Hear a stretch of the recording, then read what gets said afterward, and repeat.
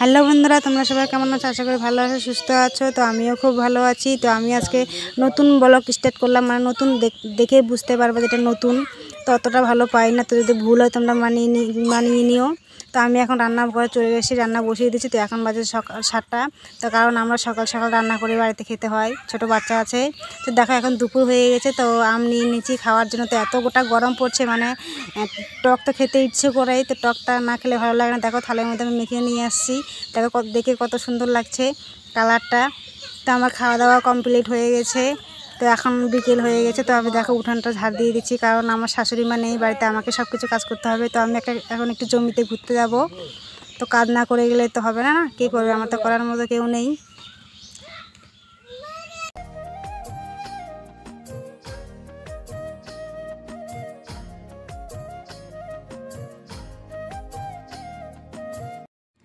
তো দেখো আমার এই কাজ কমপ্লিট, কাজ হয়ে আসছে।